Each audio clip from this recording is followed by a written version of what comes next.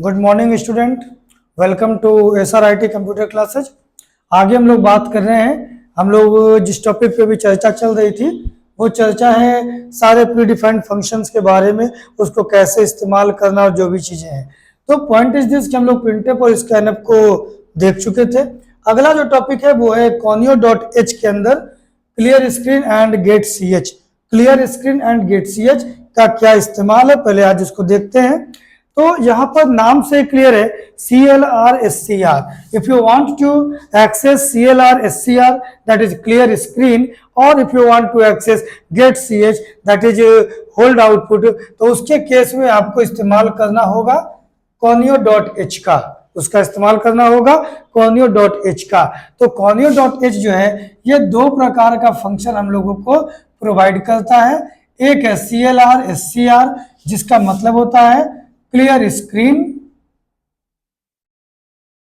और एक फंक्शन है आपके पास गेट CH जिसका जो काम है वह hold output screen, hold output screen until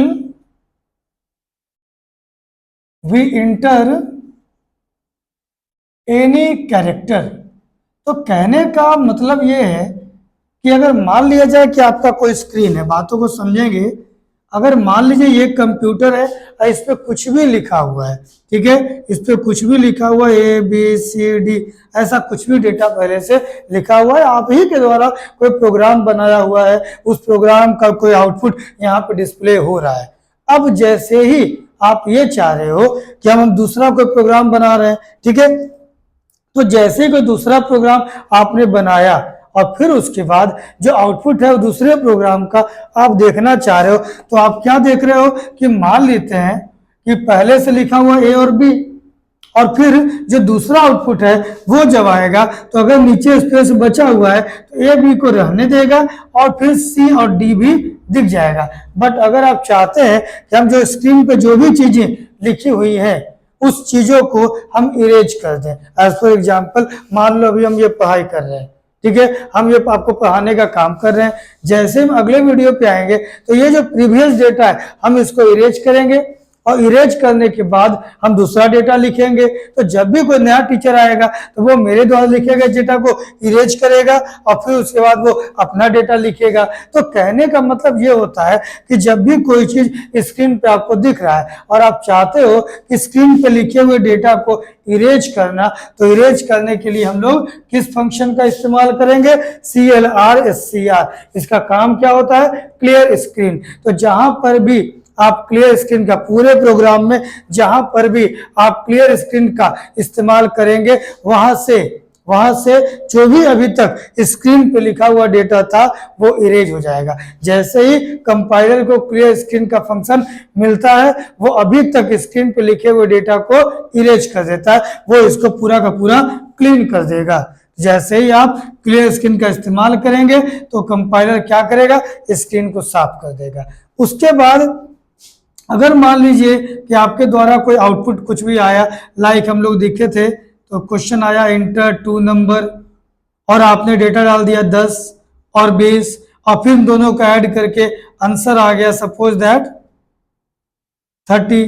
लेकिन जैसे ही आंसर आएगा, कुछ भी आंसर आएगा, अगर एक हेलो भी अगर आपको लिखना था कि मान लेते हैं स्क्रीन पे एक नॉर्मली प्रिंट हुआ हेलो SRIT, तो ये स्क्रीन पर आउटपुट आने के बाद, स्क्रीन पे आउटपुट आने के बाद ये खुद ब खुद हटता नहीं है।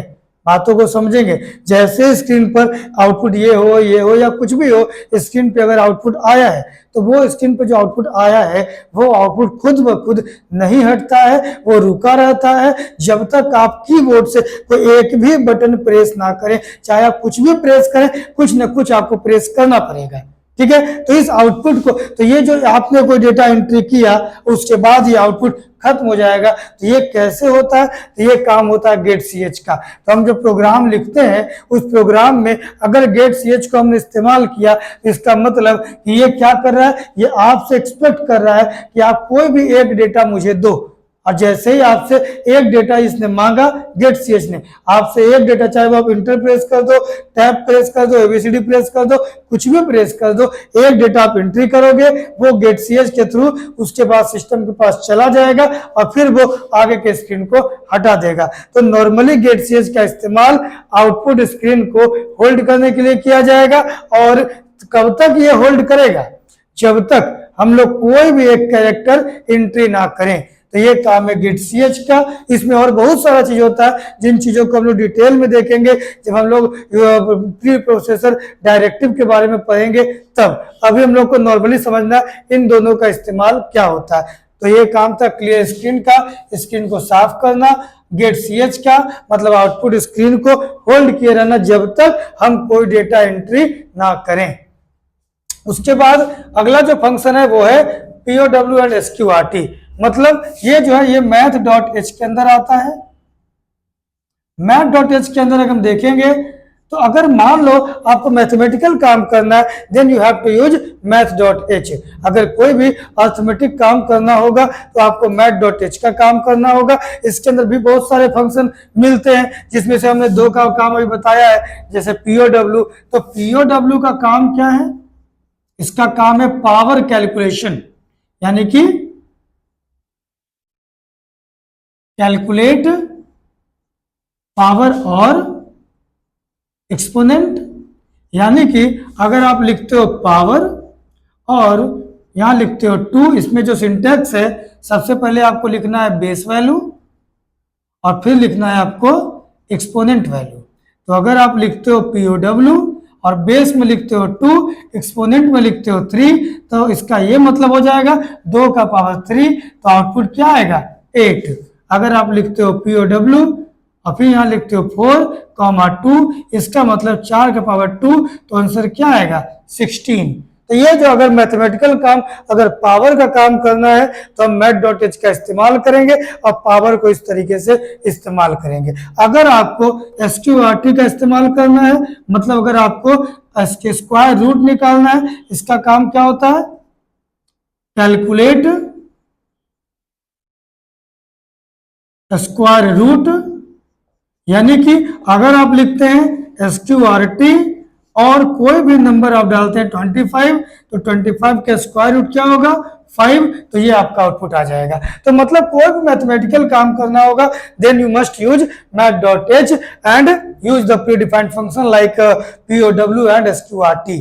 क्लियर? इसके बाद हम लोग देखेंगे अगले फंक्शन को string.h में, जो कि शब्दों पे काम करना है। मतलब ये जब आपको नंबर पे काम करना था, मैथमेटिकल काम करना था, तो आप math.h का इस्तेमाल कर रहे थे। अगर आपको शब्दों पे काम करना है, हमने कोई नाम दे दिया, उस नाम को कैपिटल में कन्वर्ट करो, स्मॉल में कन्वर्ट करो, उसके नंबर ऑफ लेटर्स को काउंट करो, ऐसा कोई भी काम होगा, शब्दों पे काम होगा, तो हम लोग इस्तेमाल करेंगे string.h में। तो वीडियो ज्यादा लंबा हो जाएगा, फिर आपको दिक्कत हो सकती है, इसीलिए इस टॉपिक को हम लोग अगले सेक्शन में देखेंगे। आज के लिए इतना ही। किसी प्रकार का दिक्कत हो तो आप कमेंट में बता सकते हैं। हमारे वीडियो चैनल को सब्सक्राइब करना ना भूलें, सब्सक्राइब मस्टली करें, ताकि जितना सब्सक्राइब करेंगे आपका सपोर्ट मिलेगा तो हम और भी ज्यादा वीडियोज तैयार करके आपको दे सकते हैं। आज के लिए इतना ही। Thank you.